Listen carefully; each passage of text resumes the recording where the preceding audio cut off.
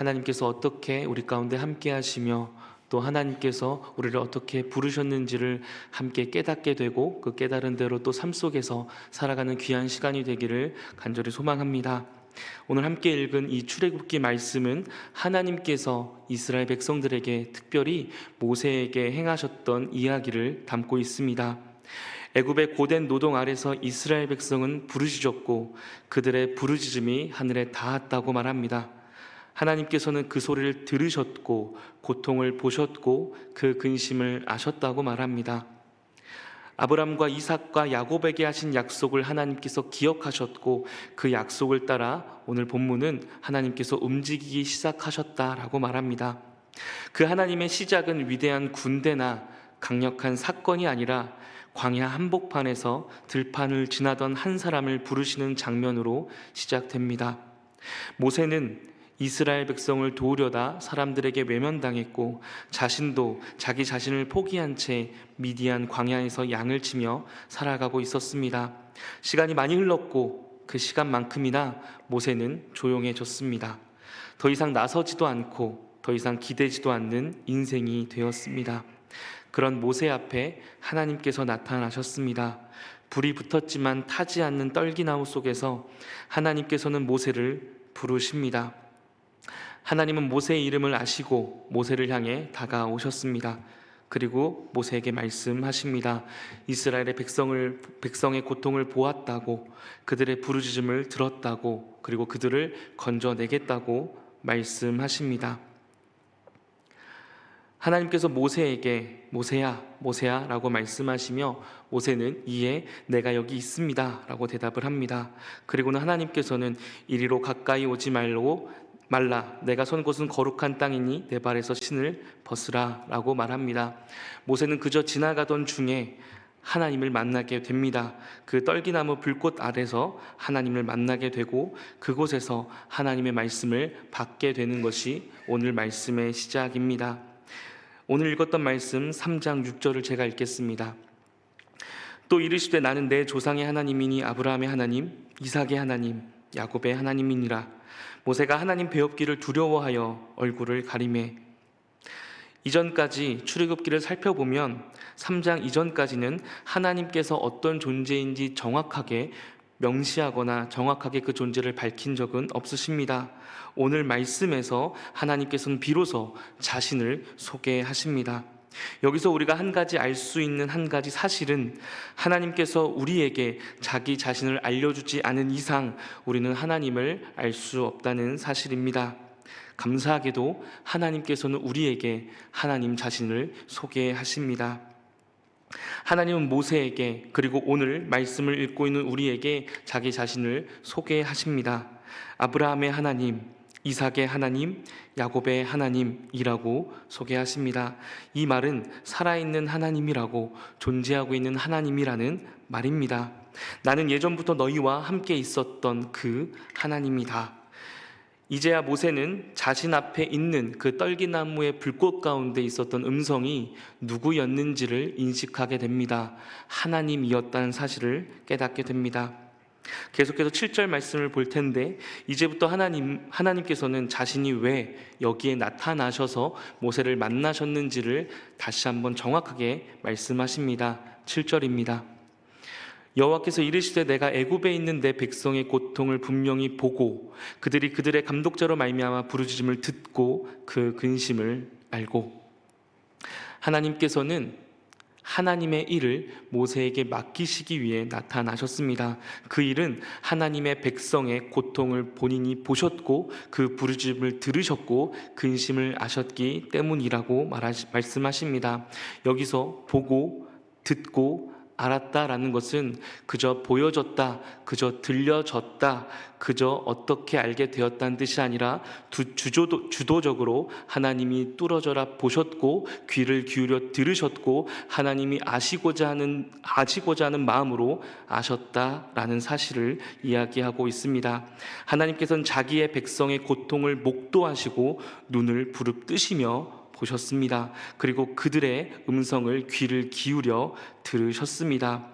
이스라엘의 고통을 아무런 관계없는 제3자의 입장에서 바라보고 들으시는 것이 아니라 자기 자신의 아들과 딸처럼 그 고통 가운데 몸부림치는 자신의 자녀를 눈을 부릅뜬 채 바라보고 계셨다라고 오늘 성경은 말합니다. 마치 아버지가 자신의 자녀가 동네의 다른 사람들에게 맡고 있는 모습을 눈을 부릅뜬 채 지켜보시듯이 하나님께서는 우리의 상황에 눈을 부릅뜨고 지켜보고 계신 것입니다. 누구나 자신의 아이가 누군가에게 맡고 있는 상황을 지켜본다면 그냥 눈을 뚫어져라 쳐다보고 지켜만 보고 있지 않을 것입니다. 무언가 행동을 취하고 조치를 취할 것입니다. 하나님께서는 우리를 지켜보시는 것만이 아니라 적극적으로 그 다음 행동을 취하십니다. 8절입니다. 내가 내려가서 그들을 애굽인의 손에서 건져내고 그들을 그 땅에서 인도하여 아름답고 광대한 땅, 젖과 꿀이 흐르는 땅, 곧 가나안 족속, 헷 족속, 아모리 족속, 브리스 족속, 히위 족속, 여부수 족속의 지방에 데려가려 하노라. 하나님께서는 분명한 목적을 가지시고 또 행동을 취하십니다. 하나님의 목적은 애굽에서 구출해 내겠다는 것입니다. 그리고 다른 땅으로, 애굽이 아닌 다른 땅으로 그들을 데려가겠다는 것입니다. 하나님의 구원은 어려움이 있는 곳에서 구출해 내는 것에서 끝나지 않습니다.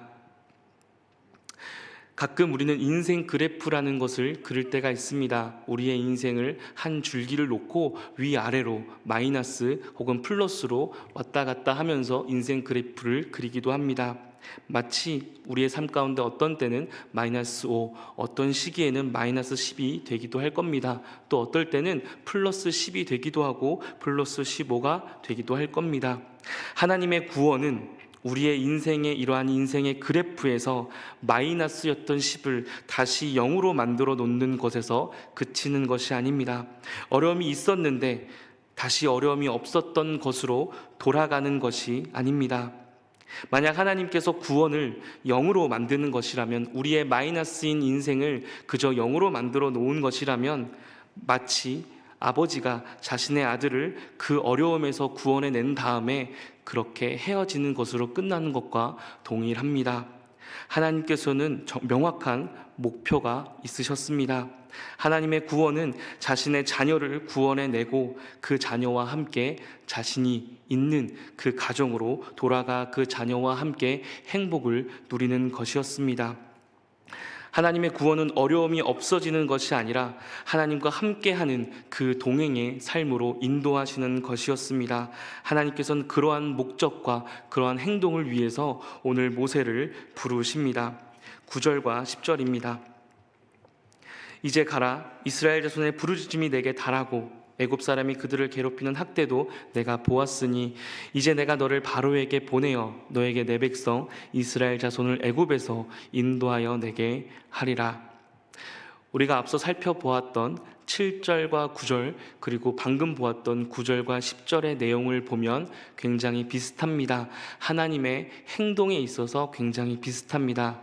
이스라엘 백성을 구출하는 면에서 그들의 고통을 들었고 아셨고 보았기에 그들을 인도하여 낼 것이라는 내용이 같습니다. 그런데 그 둘의 차이점이 생깁니다. 어떠한 차이점이냐면 바로 이스라엘 백성을 구출하는 대상이 다르다는 것입니다. 7절과 8절을 다시 한번 보면 이렇게 되어 있습니다. 여호와께서 이르시되 내가 애굽에 있는 내 백성의 고통을 분명히 보고 그들이 그들의 감독자로 말미암아 부르짖음을 듣고 그 근심을 알고 내가 내려가서 그들을 애굽인의 손에서 건져내고 그들을 그 땅에서 인도하여 아름답고 광대한 땅, 젖과 꿀이 흐르는 땅, 곧 가나안 족속, 헷 족속, 아모리 족속, 브리스 족속, 히위 족속, 여부수 족속의 지방에 데려가려 하노라. 7절과 8절에서는 분명히 하나님께서 이스라엘 백성들을 구출해 내시겠다고 말씀하고 계십니다. 여기서 이스라엘 백성을 구출하는 그 주체가 바로 하나님이십니다. 그런데 9절과 10절은 그 내용은 비슷하나 이스라엘 백성을 구출해내는 사람이 다릅니다. 9절과 10절을 제가 한번 다시 읽겠습니다. 이제 가라, 이스라엘 자손의 부르짖음이 내게 달하고 애굽 사람이 그들을 괴롭히는 학대도 내가 보았으니 이제 내가 너를 바로에게 보내어 너에게 내 백성 이스라엘 자손을 애굽에서 인도하여 내게 하리라. 7절에서 8절의 말씀은 분명히 하나님께서 하시겠다라는 약속인데 9절에서 10절을 보면 그 일을 모세에게 맡기십니다. 하나님께서 하시겠다고 말씀하신 뒤에 모세를 보내시겠다고 말씀하십니다. 모세를 보내시겠다는 것은, 또 모세를 통해서 하시겠다는 것은 바로 모세의 일이 하나님의 일이라는 것을 보여줍니다. 하나님께서는 모세를 통해서 하나님의 일을 행하십니다. 이 흐름은 출애굽기의 구조를 보여줍니다. 하나님의 구원은 하나님의 일입니다. 그러나 그 구원의 통로는 하나님께서 사람을 통해서 이루십니다.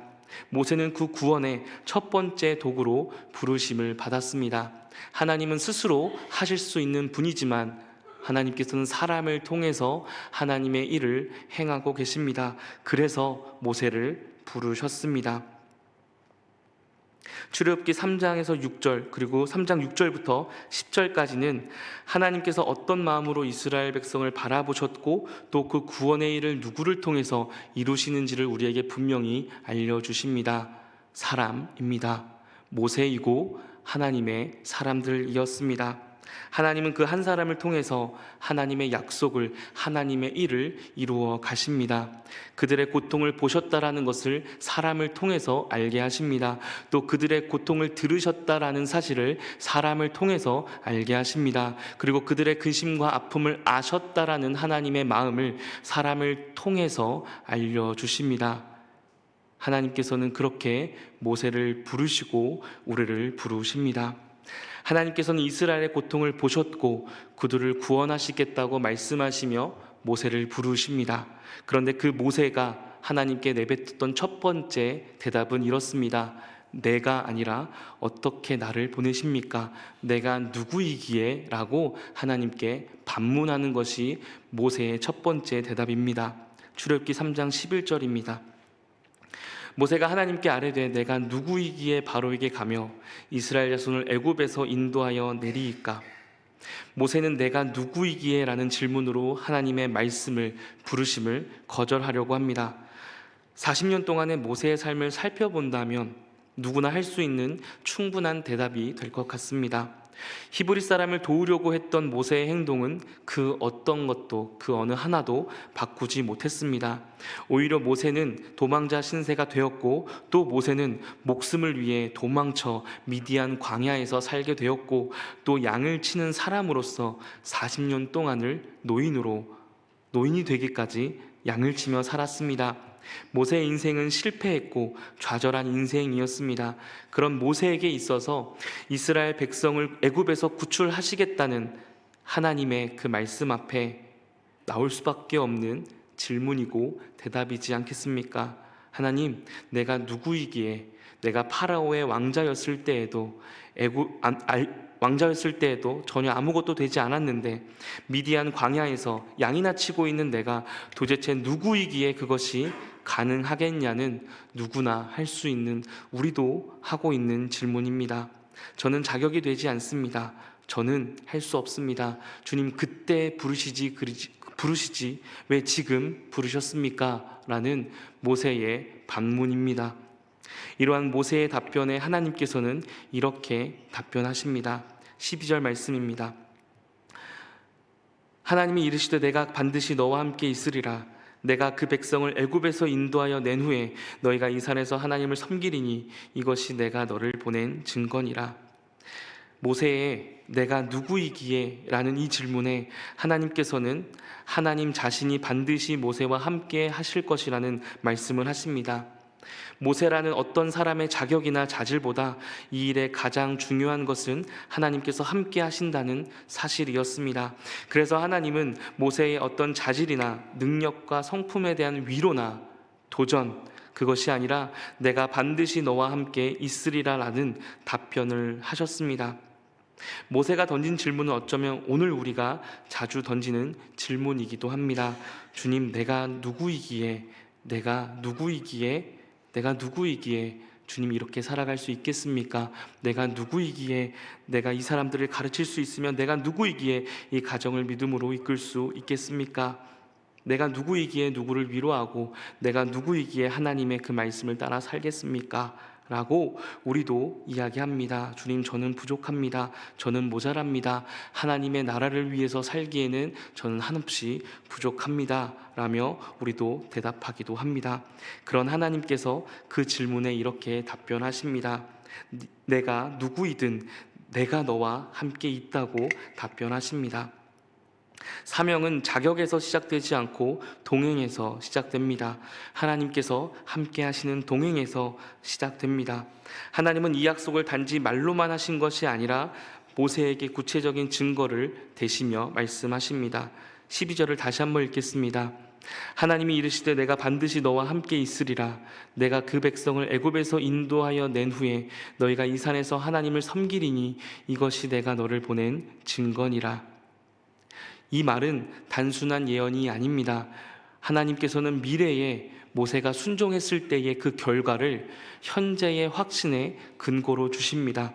모세가 지금 그 말씀을 믿고 그 길을 걷기 시작한다면 반드시 이 산에서, 지금 하나님께서 모세를 만났던 그 산에서 그 백성과 함께 하나님을 예배하게 될 것이라고 약속하십니다. 그 약속의 성취가 곧 하나님의 부르심이 참되다는 증거가 될 것입니다. 그런데 그럼에도 불구하고 하나님께서 이렇게 함께 하시겠다라고, 그리고 하나님께서 증거를 보여주심에도 불구하고 모세는 또 한 가지 질문을 합니다. 그런데 이 질문은 매우 적절한 질문입니다. 출애굽기 3장 13절입니다. 모세가 하나님께 아뢰되 내가 이스라엘 자손에게 가서 이르기를 너희의 조상의 하나님이 나를 너희에게 보내셨다 하면 그들이 내게 묻기를 그의 이름이 무엇이냐 하리니 내가 무엇이라고 그들에게 말하리이까. 모세의 질문은 이런 것입니다. 주님, 알겠습니다. 내가 누구이기에? 라는 질문에 하나님이 함께 하시겠다고 말씀하셨죠. 그것이 중요하다고 말씀하셨죠. 알겠습니다. 그렇다면 나와 함께 하시는 그 하나님은 도대체 어떤 분이십니까? 누구십니까? 라며 하나님의 이름을 물어봅니다. 이름이라는 것은 바로 그 존재에 대한 이해입니다. 하나님께 이름을 묻는다는 것은 하나님 당신은 어떤 분이십니까? 나와 함께 하신다고 말씀하시는 그 하나님, 함께만 하신다면 아무 걱정이 없겠다라고 말씀하시는 그 하나님은 도대체 어떤 분이십니까? 이 질문에 하나님은 이렇게 답변하십니다. 14절입니다. 하나님이 모세에게 이르시되 나는 스스로 있는 자이니라. 또 이르시되 너는 이스라엘 자손에게 이같이 이르기를 스스로 있는 자가 나를 너희에게 보내셨다 하라. 스스로 있는 자다라는 것은 우리가 아는 것처럼 하나님께서는 원인이 없으시고 어떠한 것을 의지하지 않는 분이라는 사실을 알게 됩니다. 그런데 이것을 조금 더 직역하면 이런 표현이 되기도 합니다. 나는 존재하는 나다. 나는 살아있는 나다. 나는 현재 있는 나다. 라는 것입니다. 하나님은 스스로 존재하는 분이시며 하나님은 지금 살아있는 분이십니다. 존재하고 계시고 있는 분이십니다. 하나님은 현재 존재하신, 지금도 계신 하나님이라고 말씀하십니다. 그리고 그 살아계시고 현재에도 존재하신 하나님은 자신을 더욱 구체적으로 모세에게 소개하십니다. 3장 15절 말씀입니다. 하나님이 또 모세에게 이르시되 너는 이스라엘 자손에게 이같이 이르기를 너희 조상의 하나님 여호와 곧 아브라함의 하나님, 이삭의 하나님, 야곱의 하나님께서 나를 너희에게 보내셨다 하라. 이는 나의 영원한 이름이요 대대로 기억할 나의 칭호니라. 살아계시고 지금도 존재하시는, 있으시는 그 하나님은 아브라함의 하나님, 이삭의 하나님, 야곱의 하나님이라고 소개합니다. 이것은 무엇입니까? 하나님은 사람의 하나님이시라는 겁니다. 사람의 하나님이라는 겁니다. 이것은 소유의 표현입니다.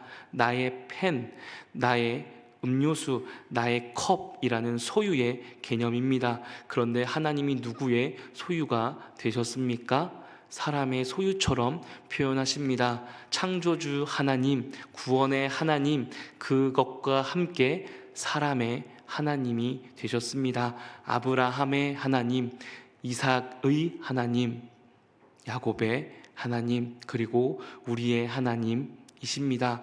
그리고 이 표현은 소유의 표현이면서도 친밀함의 표현입니다. 나의 친구, 나의 아내, 나의 사랑하는 자녀처럼 친밀함을 표현합니다. 하나님은, 신이신 그 하나님은 우리의 하나님이 되십니다. 그 살아계시고 지금도 존재하시고 현재도 계신 하나님께서는 그저 살아있는 신 그 개념에서 멈추는 것이 아니라 사람의 하나님, 우리의 하나님이라고 말씀하고 계십니다.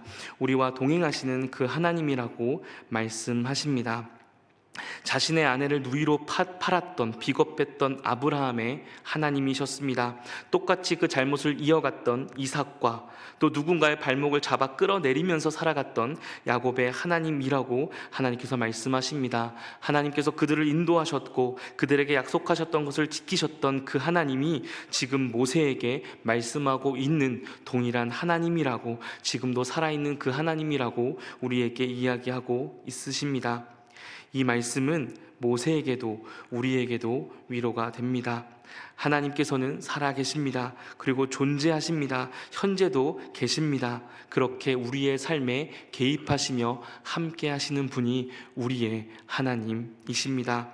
아브라함의 삶에 개입하셨고 이삭의 갈등 가운데도 함께 하셨으며 야곱의 외로움을 아셨으며 그를 하나님의 자녀로 이끌어 가셨던 그 하나님께서 똑같은 방식으로 우리와 함께 하시겠다고 말씀하십니다.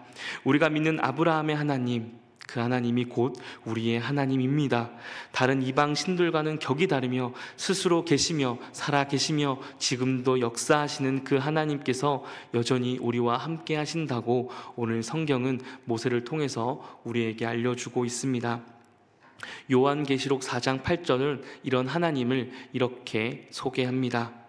내 생물은 각각 6날개를 가졌고 그 안과 주위에는 눈들이 가득하더라. 그들이 밤낮 쉬지 않고 이르기를 거룩하다, 거룩하다, 거룩하다. 주 하나님 곧 전능하신 이여. 함께 읽겠습니다. 전에도 계셨고 이제도 계시고 장차 오실 이시라 하고.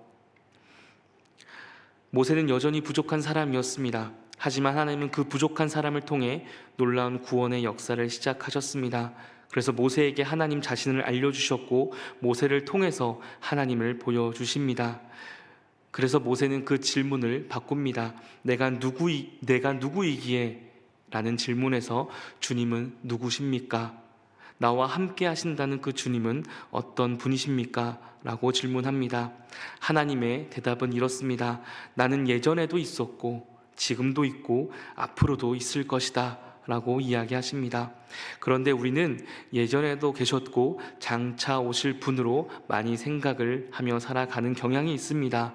예전에 계셨다라는 것은 성경을 통해서 우리가 배웁니다. 그리고 장차 오실 것이라는 것은 우리의 소망과 기대를 담고 있습니다.